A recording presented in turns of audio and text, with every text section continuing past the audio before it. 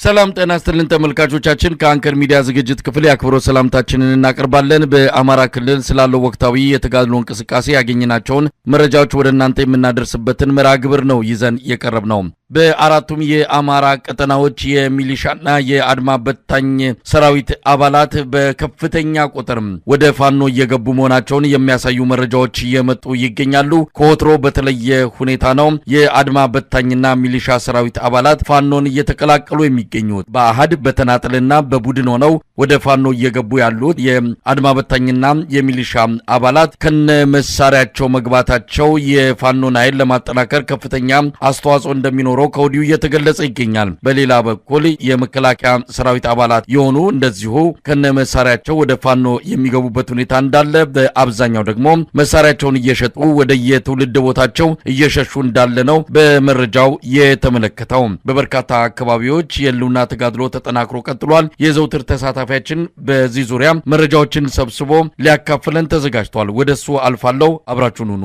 አመሰግናለሁ መሳይ። የኢትዮጵያ ኢኮኖሚ ከዕለት ወደ ዕለት በጣም ወደ ታች እየወረደ በመምጣቱ ለአብይ አህመድ ወታደር ብቻ ስራ ዕድል እንዲፈጠርለት በማድረግ በበርካታ ወታደራዊ ማሰልጠኛዎች ላይ የደሃ ልጆችን በቀላሉ ማግኘት በመቻሉ ከተለያዩ ወታደራዊ ማሰልጠኛዎች ላይ 2 ሳምንትና 3 ሳምንት ወታደራዊ ስልጠና እየሰጠ ወደ አማራ ክልል እየላከ በጣም ለውትድርና ያልደረሱ የ15 እና የ14 ዓመት ልጆች በዛሬው ዕለት ከብር ሸለቆ ወታደራዊ ማሰልጠኛ ሰልጥነው በመውጣት ወደ ተለያዩ የአማራ ክልል ከተሞች ሂደዋል። እንግዲህ ከ10 እና ከ15 ቀን በኋላ ደግሞ እነዚህ ልጆች ተማርከው በፋኖ እጅ ተይዘው ወይም ሙተው እንደምናይ ምንም ጥርጥር የለውም። ይህንንም ያልኩበት ዋነኛ ምክንያት በበርካታ የፋኖ ግዛቶች ላይ ፋኖ ጠንካራ ይዞታ ብሎ በያዛቸው አካባቢዎች ላይ የመከላከያ ኃይሉ በጣም በተደጋጋሚ ጊዜ ለማጥቃትና የተነጠቀውን ቦታ መልሶ ለመያዝ ከፍተኛ ወታደር አሰማርቶ ጥቃት እየሰነዘረ ቢገኝም ተመቶ እየተመለሰ ነው። በዛሬው ዕለት እንኳን የአማራ ፋኖ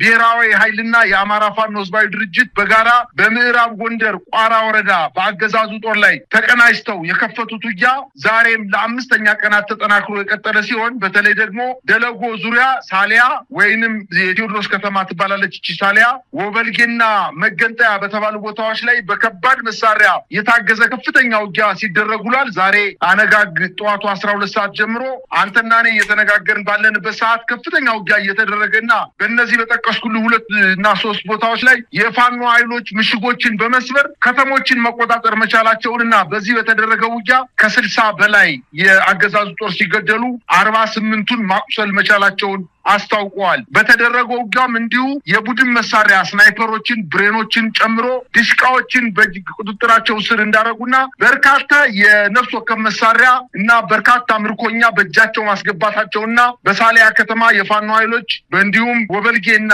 መገንጠያ በተባለው ቦታ ላይ በአብዛኛው የፋኖ ኃይሎች ተቆጣጥረውት እንደሚገኙና ውጊያውም እስካሁን ድረስ ያልተጠናቀቀ መሆኑን ነው ማረጋገጥ የቻልነው። ውጊያው ተስፋፍቶ መቀጠሉን ተከትሎ በአካባቢው የመንግስት ኃይል የስልክና የኢንተርኔት አገልግሎትን ማቋረጡን መረጃዎች ደርሰውናል። በተደረገው ከባድ ውጊያ በተለይ ከገለጎ ከተማና ከአንዳንድ ተራራማ ቦታዎች በስተቀር የአገዛዙ ጦር አካባቢዎችን በሙሉ መልቀቁን ተሸንፎ መልቀቁንና ወደ አንድ ማዕከል እየተሰባሰበ እንደሆነ መረጃዎች ያመላክታሉ። በሌላ ዜና በተመሳሳይ መረጃ በማዕከላዊ ጎንደር አለፋ ወረዳ ከሻውራ ከተማ ተነስቶ አጸደ ማርያም የምትባለውን በቅርብ ርቀት የምትገኝ ከተማን ለማጥቃት ከሻውራ እና ከደልጊ ከተማ የሄደ የአገዛዙ ጦር አሁንም ተመቶ በርካታ ቁጥሩን ሙትና ቁስለኛ በማድረግ ተመልሶ ወደ ደልጊና ወደ ሻውራ መሸሸት መቻሉንና የአጸደ ማርያም ከተማ በዛሬው ዕለት በፋኖ ቁጥጥር ስር ውስጥ እንደምትገኝ እንዲሁም ድኩል አርባ የተባለችውን ከተማም ቆርጦ ከደልጊ ከተማ ለማገዝ ወደ አጸደ ማርያም ሲንቀሳቀስ የነበረውን ድኩል አርባ ከተማ ላይ መጥቶ እንደመለሰው መረጃዎች ይጠቁማሉ። በተያያዘ ዜና እንዲሁም በጎንደር በበርካታ አካባቢዎች ዛሬ ከጠዋቱ ጀምሮ ከባድ ውጊያ የተቀሰቀሰ ሲሆን በተለይ ከጎንደር ከተማ በቅርብ ርቀት የምትገኘው ማክሰኝት ከተማ እንዲሁም አምባ ጊዮርጊስና አዲስ ዘመን ከተማ ላይ የፋኖ ኃይሎች ከበድ ያለ ውጊያ መክፈታቸው ታውቋል። በከተሞች መሽጎ የነበረው ኃይልም ተጠቅቶ ከፍተኛ ጉዳት እንደደረሰበት ለማወቅ ተችሏል። በተለይ ከጎንደር ከተማ 40 ኪሎ ሜትር ርቀት ላይ የምትገኘው የማክሰኝት ከተማ ሙሉ በሙሉ በፋኖ ቁጥጥር ስር እንደገባች ታውቋል። በተደረገው ውጊያም ከ20 በላይ የአገዛዙ ጦር መደምሰሱንና የአማራ ፋኖ ብሔራዊ ኃይልና ጎንደር ጠቅላይ ግዛት ህዝብ በጋራ ጥቃቱን በመፈጸም ከተማዋን ሲቆጣጠሩ ከባህር ዳር ጎንደር መንገድ መዘጋቱን ለማወቅ ተችሏል። በሶስት አቅጣጫ የአማራ ፋኖ ብሔራዊ ኃይል በላይ ዘለቀ ዕዝ ጥቁር አንበሳ ክፍለ ጦር፣ የአፋድ ወይም የአማራ ፋኖ ህዝባዊ ድርጅት ጎንደር ጠቅላይ ግዛት ዕዝ አጼዎቹ ክፍለ ጦር በከተማዋ ዙሪያ አጥቅተው በጋራ ከተማዋን መቆጣጠራቸውን ለማወቅ ተችሏል። በከተማዋ ሲገቡ የፋኖ ቤተሰብ ናቸው ተብሎ ታስረው የነበሩ በርካታ ቁጥር ያላቸው የፋኖ ቤተሰብና ደጋፊዎች የተባሉትን በፖሊስ ጣቢያው በመግባት ማስፈታታቸውን አያይዘው ገልጸዋል። በዚሁ አካባቢ በበለሳ እንዲሁም በማዕከላዊ ጎንደር በለሳ ወረዳ ከፍተኛ ውጊያ እየተደረገ ሲሆን ከእብናት እገዛ ለመስጠት ወደ አዲስ ዘመን ሲመጣ በነበረው የአገዛዙ ጦር ላይ የአጼ ኢያሱ ክፍለ ጦር አግዶ እገዛ እንዳይሰጥ ማድረጉንና ሊያግዝ የመጣውን ኃይል ሙሉ ቀን ገጥሮት እንደዋለ መረጃዎች ያመላክታሉ።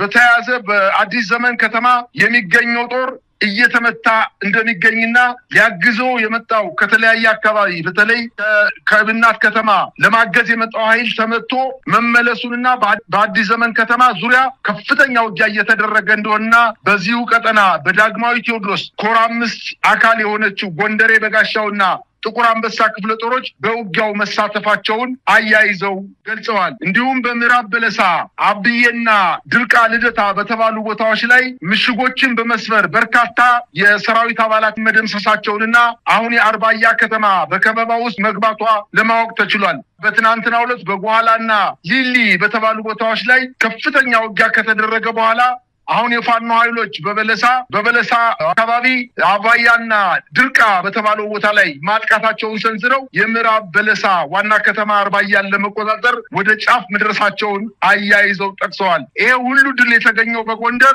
በተለይ በዚህ 3 ቀናት ውስጥ ከፍተኛ ማጥቃት የፈጸሙበት ዋነኛው ምክንያት ጎንደሬዎቹ ሁለት የፋኖ ኃይሎች አንድነታቸውን ካበሰሩበት በኋላ መሆኑን አንድነት ምን ያህል ከፍተኛ ጉልበት ሊሆን እንደሚችል ማሳያ ነው ሲሉ የዓይን እማኞች ገልጸዋል። በዚሁ በተያያዘ ዜና የአባናደው ወይም ዘመቻ አባናደው ተብሎ ሲጠቀስ የነበረው ወሎ የተደረገው ዘመቻ ከተጠናቀቀ በኋላ አሁን ደግሞ በተለየ ሁኔታ የአገዛዙ ጦር እየፈረሰ የፋኖ ኃይሎችን እየተቀላቀለ መሆኑን መረጃዎች ይጠቁማሉ። በተለይ ዛሬ ጠዋት ከወገል ጤና፣ ከመርሳ፣ ከመካነ ሰላም፣ ከውጫሌ በመክዳት የልጅ ኢያሱ ራስ አሊ ኮር የጽናት ክፍለ ጦርና የደጋው መብረቅ ክፍለ ጦር አባላትን የተቀላቀሉት ቁጥር 26 መድረሱን አስታውቀዋል። ይህን ተከትሎ የአገዛዙ ጦር በዋርላ ድላንታ ግንባር ተነስቶ ወደ ዳውንትና ፀሐይ መውጫ ለመቆጣጠር ሞክሮ የነበረ ቢሆንም ተመቶ ወደ መጣበት እንዲመለስ ማድረጋቸውን አያይዘው ጠቅሰዋል። ይህ በእንዲህ እንዳለ በሸዋ ግንባር መራቤቴ ቀጠና በተደረገው ውጊያ የአገዛዙ ጥምር ጦር እየፈረሰ መሆኑ ተገለጸ። በሚዳና ሬማ አካባቢዎች በተደረገው ውጊያ የአገዛዙ ጦር ከፍተኛ ጉዳት እንደደረሰበትና በዚህ ወረዳ ከ264 በላይ የሚሆኑ የሚኒሻ አባላት አገዛዙን በመክዳት የአማራ ፋኖ ህዝባዊ ድርጅት ሸዋ ጠቅላይ ግዛትን መቀላቀላቸውን አስታወቁ። የ101ኛ አየር ወለድ ክፍለ ጦር በቀጥታ በማገዝ መንገድ በመብራት እገዛ ሲሰጡ የነበሩ የሚኒሻ ኃይሎች በከፍተኛ ቁጥር የገዱበት ሁኔታ ተፈጥሯል። የአጼ አምደ ጽዮን ኮር የአጼ ዳውድ ክፍለ ጦርን ሲቀላቀሉ እኛ ከዚህ በፊት መከላከያን መንገድ እየመራን ህዝባችንን በድለናልና በበደልነው መሰረት አሁን ህዝባችንን ለመካስ ከእናንተ መጠናል በማለት በፍላጎታቸው ከ264 በላይ የሚሆኑ የሚኒሻ አባላት መቀላቀላቸውን አስታውቀዋል። በሚዳና ሬማ ወረዳ ውስጥ ከቄጠማና ሞሬ ቀበሌ 32 የሚኒሻ አባላት፣ ከኢጎቢያ ቀበሌ 79 የሚኒሻ አባላት፣ ከአዝማ ቀበሌ 28 የሚኒሻ አባላት፣ ከጠባቢት ቀበሌ 9፣ ከበጀት ቀበሌ 35 እንዲሁም ከአላቦ ቢራባ ቀበሌ 81 በድምሩ 264 የሚኒሻ አባላት የፋኖ ኃይሎችን መቀላቀላቸውን አስታውቀዋል። ይህ ሁሉ ግፍ እያየን እየሰማን መከላከያ ተብለን ልንጠራም አይገባም በማለት ባለፉት ጥቂት ቀናት ብቻ 46 ክላሽ፣ 4 ጀሌ፣ 11350 የክላሽ ተተኳሾችና 90 ኤፍ1 ቦምቦችን በመያዝ ከ50 በላይ የመከላከያ ሰራዊት አባላት ምስራቅ አማራ ኮር 2ን ካላኮርማ ክፍለ ጦርን መቀላቀላቸውን አስታውቀዋል። ይሄ የሆነበት ዋነኛ ምክንያት የመከላከያ ሰራዊቱ በአማራ ክልል ጡት የቆረጠበትና ሲቪሊያንንና የቆሰሉ የመከላከያ የአድማ በተና የቆሰሉ የፋኖ ኃይሎችን በሆስፒታል አውጥቶ ከገደለ በኋላ የመከላከያ አባላትን ሀፍረት ውስጥ መግባታቸውና በመከላከያ ስም ለመጠራት ከፍተኛ መሸማቀቅ ውስጥ እንደተፈጠረባቸውና በተለይ ደግሞ የሚኒሻና የአድማ በተና ኃይሎች በመከላከያ ጫና በጠንካራ ውጊያ ውስጥ ፊት ለፊት እንዲገቡ በማድረግ ከፍተኛ ጉዳት የደረሰባቸው እንደሆነ በማወቃቸው በቡድን በመሆን በተለየ ሁኔታ የፋኖ ኃይሎችን እየተቀላቀሉ እንደሚገኙ ተጠቅሷል። ፋኖን ከተቀላቀሉበት መካከል 1 ሬጅመንት አመራር፣ 6 ሻምበል መሪ፣ 5 ምክትል ሻምበል መሪዎች እንደሚገኙበት ለማወቅ ተችሏል። አፋባ ምስራቅ አማራ ቀጠና ሚኒሊክ እዝ አንሻ ክፍለ ጦር በዛሬው ዕለት ከመቄት እስከ አቃት ተዘርግቶ የመጣውን የአገዛዙን ጥምር ጦር በከፍተኛ ደረጃ በመምታት በሌላ አቅጣጫም ከጋሸናና ከፍላቂት በሁለት አቅጣጫ የመጣውን ሌላኛውን የአብይ አህመድ ጦር በመምታት ወደ መጣበት ተመቶ እንዲመለስ ማድረጋቸውን አስታውቀዋል። ከጋሸና ከተማ በመወርወር ከዚህ በፊት የበርካታ የሰሜን ወሎ ቀጠናዎችን በፋኖ የተነጠቀውን ቦታ መልሶ ለመያዝ ከፍተኛ ሙከራ በየቀኑ እያደረገ ቢሆንም አንድም ቦታ እስካሁን ድረስ መቆጣጠር አለመቻሉን አያይዘው ጠቅሰዋል። ቁስለኛውንና አስክሬኑን በዚሁ አካባቢ በኦራል ጭኖ ቢሸሽም በርካታ የነፍስ ወከፍ ክላሽና ቁስለኞችን ወድቀው ማግኘታቸውን የፋኖ ኃይሎች አስታውቀዋል። አሁን መከላከያ የሚባል ተቋም በአማራ ክልል አቅመ ቢስ ሆኗል ማለት ይቻላል። የብልጽግና አመራርም ከተለያዩ ክልሎች በተለይ ደግሞ የኦሮሚያ ክልል ልዩ ኃይልን በገፍ ወደ ክልሉ በማስገባት የመከላከያውን ክፍተት ለመሙላት የመከላከያ ዩኒፎርም አስገብቶ ከፍተኛ ውጊያ ለማድረግ በዝግጅት ላይ ያደረገ እንደሆነና በአንዳንድ አካባቢዎችም እውነተኛ ጦርነት የገባ ቢሆንም በርካታ የውጊያ ቀጠናዎች ላይ ከፍተኛ ጉዳት የደረሰበት መሆኑና አሁን ወደ ኋላ እያፈገፈገ እንደሚገኝ መረጃዎች ያመላክታሉ። አሁን ማምሻውን የደረሰን ዜናም እንዲሁ ከአርባያ ከተማ በ4 ኪሎ ሜትር ርቀት ላይ በተደረገው ከፍተኛ ውጊያ የፋኖ ኃይሎች ባደረጉት መልሶ ማጥቃት የአገዛዙ ጥምር ጦር የውጊያ ብልጫ ተወስዶበት ብዛት ያለው ኃይሉ ማጣቱንና በሞርተርና በድሽቃ ሽፋን እየሰጠ የቆሰሉትን በኦራል መኪና ይዞ ወደ አርባያ መመለሱን ለማወቅ መቻሉን ታውቋል። በመጨረሻ የአማራ ፋኖ ህዝባዊ ድርጅት ቴዎድሮስ እዝ 1ኛ ክፍለ ጦር ኮሎኔል ታደሰ ሙሉነ ብርጌድ በመራዊ ከተማ ላይ ጥቃት በመፈጸም 5 የአገዛዙን ጦር በመግደልና 7ቱን በማቁሰል 5 የጦር መሳሪያ በመያዝ የከተማ ድንገተኛ ጥቃት ፈጽመው በሰራዊቱ ላይ ከፍተኛ ጉዳት አድርሰው ከከተማው እንደወጡ ለማወቅ ተችሏል። በሌላ አቅጣጫም እንዲሁ ከመራዊ ከተማ ተነስቶ ወደ አጣሪ በተባለች ወታደራዊ ምሽግ ላይ በኦራል ተሽከርካሪ ሲጓዝ በነበረ የአገዛዙ ጦር ላይ የደፈጣ ጥቃት ተፈጽሞ 2 የመከላከያ ሰራዊት አባላትን በመግደል 7 በማቁሰል እነዚህን የቆሰሉትና የሞቱትን መሳሪያዎች በመማረክ የፋኖ ኃይሎች በአገዛዙ ጦር ላይ ጉዳት እንዳደረሱ መረጃዎች ያመላክታሉ። በሌላ ዜና በአማራ ክልል በተለያዩ አካባቢዎች በጣም ጠንካራና ለረጅም ወራት ስልጠና በመስጠት ወታደሮችን እያስመረቁ እንደሆነና የአማራ ፋኖ ህዝባዊ ድርጅት ምስራቅ አማራ ቀጠና ሚኒሊክ እዝ የደረጋው መብረቅ ክፍለ ጦር ከ6 ወር በላይ ያሰለጠናቸውን ልዩ የኮማንዶ አባላት የአካባቢው ማህበረሰብ ታዋቂ ግለሰቦች እንዲሁም የፋኖ አመራሮች በተገኙበትና በከፍተኛ ትርኢት በመታጀብ በርካታ ሺዎችን ማስመረቅ መቻላቸውንና በዚህም የአካባቢው ማህበረሰብ በጣም በከፍተኛ ደስታ ገዛ ሲያደርግላቸው እንደነበረ አሁን ማምሻውን የደረሰ መረጃ ያመላክታል። በጣም ነው ማመሰግነው። እንግዲህ በጣም ሰፋ ያለ በእያንዳንዱ ቀጠና ያለውን ያለፉትን 2 እና 3 ቀናት ወታደራዊ እንቅስቃሴዎች የተመለከተ መረጃ ነው ያቀረብክልን። እንግዲህ ከመረጃ ማወቅ የሚቻለው በከፍተኛ ቁጥር የሚሊሻውና የአድማ በታኙ እንደዚሁም የመከላከያ ሰራዊት አባላት ስርዓቱን እየከዱ ወደ ፋኖ የሚገቡበት ወይም ደግሞ ባገኙት አቅጣጫ ጠፍተው መሳሪያቸውን እየሸጡ አገኙት አቅጣጫ የሚጠፉበት ሁኔታ እንዳለ ነው የተረዳ ነው። አብይ አህመድ ፓርላማ ሆኖ ሲናገር ስንሰማው ይህን ሰራዊት ይዞ ነው እንደ በእንደዚህ አይነት መወራጨትና ድንፋታ የሚያወራው ብለን እንድንጠይቅ አድርጎናል። ለማንኛውም ሰራዊቱ በከፍተኛ ቁጥር እየከዳ ነው። ይሄ በዝም ብሎ ለፕሮፓጋንዳ ወይም ጨዋታ ለማሳመር በሚል የሚካሄድ አይደለም። መሬት ላይ ያለ በተለያየ ማስረጃዎች ሊቀርብ የሚችል ጉዳይ ነው። ምንድነው እየሆነ ያለው? አማራ ክልል አድማ በታኝና ሚሊሻ በተለይ ስርዓቱን እየከዳ ነው ያለው። መሳይ ስርዓት በተቋም ደረጃ መክዳት ከጀመረ በርካታ ጊዜ ሆኖታል።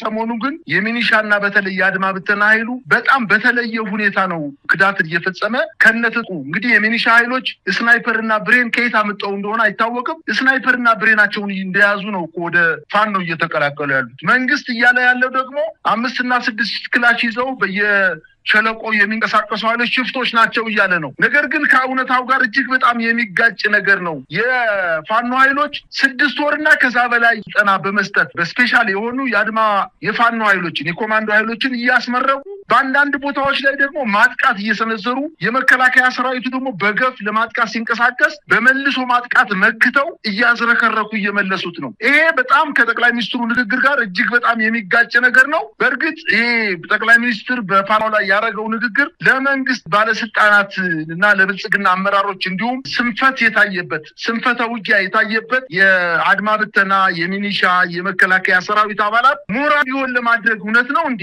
በእኛ በኩል ብቻ ነው እንዴ ደካማ የሆነው? በጎንደር ያለው ሸዋው ላይ ጠንካራ እንደሆነ እንዲሰማው፣ የሸዋው ወሎ ላይ ጠንካራ ስራ እየተሰራ እንዲሆን እንዲሰማው ለማድረግ ካልሆነ በስተቀር እውነት ይሄ ስርዓት ጅቷል። እንዲያውም አንዳንድ አባባሎች አሉ፣ መሬት ሲያረጅ ኩርንችት ያበቅላል ይባላል። ልክ እንደዛ አይነት ነገር ነው አሁን እያየን ያለ ነው። ስርዓቱ አርጅቷል። የማርጀቱ ዋነኛ ምልክት ደግሞ እያንዳንዱ መከላከያ ሰራዊት ከጥርነፋ ውጭ እየወጣ አንዳንዱ ስርዓቱ ይፈርሳልና የተወሰነ ገንዘብ ይዤ በማለት ከአድማ መከላከያ ጥርነፋ ምሽጋቸው በመውጣት በአስፋልት እየወጡ በክላሽ ሳንጃ ሰውን እየዘረፉት ነው፣ መኪና ላይ ንብረት እየዘረፉ። ሌላው ደግሞ መሳሪያውን እየሸጠ ወደ እናቱ ወደ ቤተሰቡ ወደ ሀገሩ እየሄደ ነው። ሌላው ደግሞ በደንብ የገባው ደግሞ ከነ መሳሪያው አንዳንድ የመከላከያ ሰራዊት አባላት 1 ክላሽ አይደለም 2 ክላሽ እያዙ፣ 1 ስናይፐር 2 ክላሽ፣ 1 ስናይፐር 1 ክላሽ እያዙ የፋኖ ኃይሎችን እየተቀላቀሉ ነው። ይሄ ስርዓቱ መፍረሱን በግልጽ የሚታይበት ሁኔታ ነው። ነገር ግን እሱ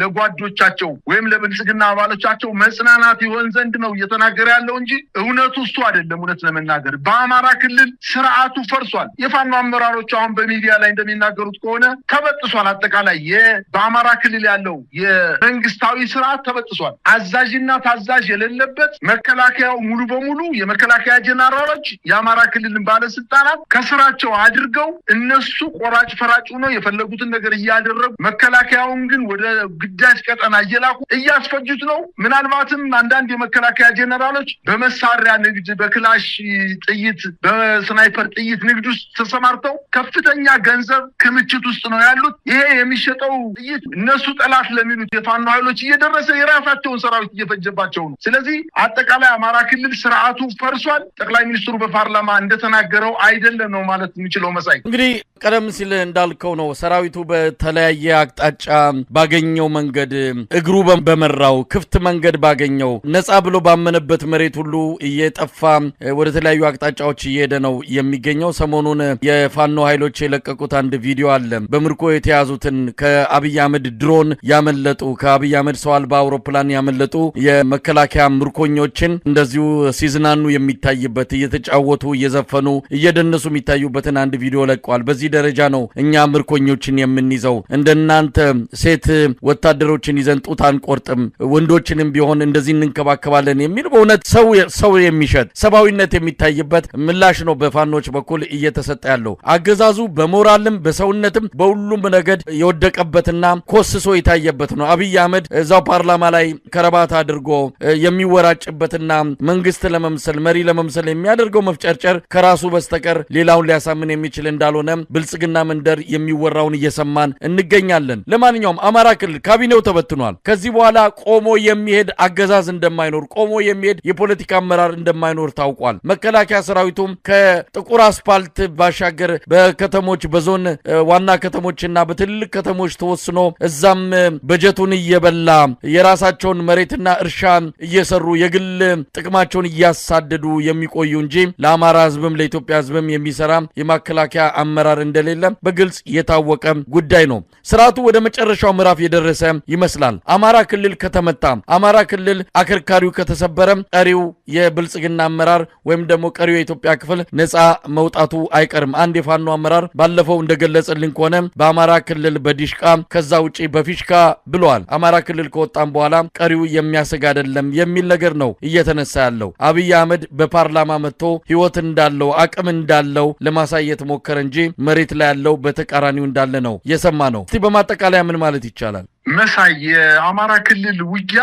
እንደው እውነት ለመናገር ተጠናቋል ማለት ይቻላል። በሐረር ከተማ በአሁኑ ሰዓት የመከላከያ ጄኔራሎች ለቱሪስት ተብሎ የተሰሩ የባለሀብት ሆቴሎች ላይ ነው ራሳቸውን እያዝናኑ የሚገኙት። መከላከያው ደግሞ አይተዋል እንግዲህ በምርኮ የተያዙ የመከላከያ ሰራዊት አባላት ካልሲያቸው ከላያቸው ላይ ተቀዳዶ ጫማቸው ውስጥ ቅማልና ቅማንጅር ብብታቸው ውስጥ ከፍተኛ የሆነ ተባይ ሰፍሮባቸው ጸጉራቸው ወታደር የማይመስል ሽፍታ የሚመስል ወታደር አሰማርቶ እድሜያቸው በጣም ዝቅተኛ የሆኑ ወታደሮችን አሰማርቶ በምርኮ ገና የጥይት ድምጽ ሰምተው ማያውቁ ሰዎች ምናልባትም የፕላስቲክ ሲፈነዳ ሰምተው ማያውቁ ወታደሮች እስኪመስሉ ድረስ ውጊያ ገና ሳይጀምር ነው እጅ እየሰጡ ያሉት፣ እየተበተኑ ያሉት። ይሄ ደግሞ የሚጠበቅ ነገር ነው። ምክንያቱም የመከላከያ ጄኔራሎችና ወታደሮቹ ከፍተኛ ገንዘብ ማካበት ላይ እንደሚገኙና መከላከያው በአንዳንድ ቦታ ላይም ደሞዝ አይከፈለውም፣ ቤተሰብ አይጠይቅም፣ በምሽጉ አይወጣም፣ ልብስ አይቀይርም። አጠቃላይ ከከተማ ተነጥሎ ከፍተኛ በደል እየተፈጸመበት እንደሆነ አውቋል። አሁን የተማረኩ ወታደሮች ምን እያሉ እንደሆነ ቢረፍድብንም ነው ያሉት እኮ ቢረፍድብንም ሴራው ገብቶናል በማለት ከጥፋታችን ተጸጽተናል። ከዚህ በፊት የመከላከያ ከፍተኛ መኮንኖች የፋኖ ኃይሎች ከማረኳችሁ ስጋችሁን ቆራርጠው ነው የሚጥሉት፣ አሟሟታችሁ በራሱ በጣም እጅግ በጣም ዘግናኝ ነው ብለው አስፈራርተዋቸው ነበር እየተዋጉ ያሉት። አሁን ግን ገብቷቸዋል። በህይወት መቀጠል የሚችሉት ከፋኖ ኃይሎች ጋር ሲሆኑና እነሱ ጥላ ከለላ ብቻ እንደሆነና መከላከያው ግን ስለነሱ መሞት ግድ እንደሌለው አውቀዋል። የሚኒሻው ኃይሎችም እንደዚሁ ነው። ፊት ለፊት የመከላከያ ኃይሉ ሚኒሻው እንዲገደል በማድረግ የሚኒሻ አስክሬን ሳይነሳ ዋጋ ከፍለው የመከላከያ አስክሬን ብቻ ተነስቶ እንዲሄድና የሚኒሻና የአድማ በተና ኃይሎች የሚቀብራቸው አጣው መንገድ ላይ አብጠው እየታዩ የሚኒሻ ኃይሉ ባይከዳ ነበር የሚገርም። ስለዚህ አሁን በቡድን ከዚህ በፊት ከአንድ ወር ከሁለት ወር በፊት የተራ ወታደሩ ነበር ክዳት እየፈጸመ ያለው። ዛሬ እኮ የሻለቃ አመራሮች የሻምበል አመራሮች የመቶ መሪ አመራሮች ቡድናቸውን ይዘው አንድ የመቶ አመራር 40 እና 30 ወታደሮችን ይዞ በአንድ ላይ ከነሙሉ ትጥቁ ነው ፋኖን እየተቀላቀለ ያለው። ስለዚህ ስርዓቱ አማራ ክልል በፍጹም ፈርሷል። የፖለቲካ አመራሩም ቢሆን መሳይ አሁን አጥልቻለሁ ሌሎችን ተክቻለሁ ብሎ እየተናገረ ነው የሚገኘው። ምናልባት ከኮሙኒኬሽን ቢሮ ኃላፊው በስተቀርና ከፕሬዝዳንቱ በስተቀር አብዛኛውን ኃይል ቀይሯል። ነገር ግን ጉልቻ ቢለዋወጥ ወጥ አያጣፍጥም ነው የሚባለውና አማራ ክልል እየፈለገ ያለው ህዝቡ እየፈለገ ያለው ይሄ ስርዓት በአማራ ክልል አርጅቷል፣ አንፈልግም፣ ስርዓቱ እስካልተቀየረ ድረስ ትግላችንን እንቀጥላለን በማለት የፋኖ ኃይሎች ከራሳቸው ኃይል በተጨማሪ አባት አርበኞችን አደራጅተው በጋራ ስርዓቱን እየወጉት እያፈረሱት እያስሮጡትና እየቀሙት ነው የሚገኙት። አሁን የመከላከያ ሰራዊቱ በአማራ ክልል ሽፍታነት ተግባር እየፈጸመ በመንገድ መኪኖችን በማስቆም ዘረፋ ላይ ተሰማርቷል። ሴቶችን አረቂ በመጠጣት በመስከር በከተሞች ላይ መሳሪያ ታጥቆ ወደ ከተሞች በመግባት ጥይት በመተኮስ ህዝቡን በማስፈራራት ህፃናት ልጃገረድ ሴቶችን ባለትዳር ሴቶችን በግድ ዘረፈ እንደሚገኝና የፋኖ ኃይሎች ደግሞ ከተሞችን በተቆጣጠሩባቸው አካባቢ የመንግስት ተቋማትን ቴሌኮሙኒኬሽንን፣ መብራት ኃይልን፣ ሌሎችንም ተቋማት በኃላፊነት ስሜት ጥበቃ እያደረጉና ህዝቡን በማረጋጋት በሰላም ሰርቶ እንዲኖርና እንዲገባ በማድረግ አሁን ፋኖ በአማራ ክልል የተቆጣጠራቸው ቦታዎች ላይ ፍጹም ሰላማዊ ከተሞች ነው። ህዝቡ ወደ ግብይት ይወጣል በነፃነት። ምናልባት የሚያስፈራ ነገር ቢኖር ድሮን ሲመጣ ብቻ ካልሆነ በስተቀር እግረኛው ወደዛ ቦታ ተንቀሳቅሶ የማሸነፍ ሞራል እንደሌለውና የፋኖ ኃይሎች ግን አሁን ለተጨማሪ ማጥቃት ራሳቸውን እያዘጋጁ ሰራዊትን እያስመረቁ እንደሚገኙ ነው የሚያመላክቱት። በትክክልም በተለይ ሰራዊትን በማሰልጠን ራስን ብቁ በማድረግ ረገድ በአማራ ፋኖ በሁሉም ቀጠናዎች የሚደረገውን እንቅስቃሴ በቅርበት እየተከታተልን ነው። በቅርበት የተለያዩ ዘመቻዎች እንደሚኖሩ እስከዛሬ ከሰማናቸው ካየናቸው ከተደረጉት በላይ ያገዛዙን አከርካሪ የሚሰብሩና ምናልባትም ከአማራ ክልል ክልል ብቻ ሳይሆን ብዙዎቹ የኢትዮጵያ አካባቢዎች የአብይ አህመድ አገዛዝ ተነቅሎ ከነ ጭራሹ የሚወገድበት የተለያዩ ዘመቻዎች ሊከፈቱ እንደሚችሉ እየሰማን ያለ ነው። እንግዲህ ያንን ጊዜ እንጠብቃለን። አብይ አህመድ ካለፈው ይልቅ የመጪው ጊዜ እጅግ ፈተና የሆነበት ነው። 3 እና 4 ሽፍታዎች ብሎ በማቃለል የገለጸበትን ይህንን በተመለከተ የአማራ ፋኖ ብሔራዊ ኃይል የሴንትራል ኮማንድ አባል አርበኛ አስረስ ዳምጤ እንደገለጽልን ከሆነ የምትፈራውን በጣም የምትሰጋውን ኃይል ለማሳነስና ለማኮሰስ የሚትድበትን ርቀት ነው አብይ አህመድ ያሳየውና ከማንም በላይ በኢትዮጵያ በግራም በቀኝም ከውጭም ከውስጥም ካሉት ኃይሎች በላይ የሚፈራው ፋኖን ነው። ፋኖ በሙሉ ኃይሉ እየመጣበት ስለሆነ የዛ የስጋቱን የፍራቱን ሁኔታ ነው በፓርላማ ያንጸባረቀው በማለት ገልጾታል። ለማንኛውም መጪው ጊዜ እጅግ ፈተና ነው። ተከታትለን ያለውን ሁሉ ለተመልካቾች የምናቀርብ ይሆናል። በጣም ነው የማመሰግነው። እግዚአብሔር ይስጥልኝ።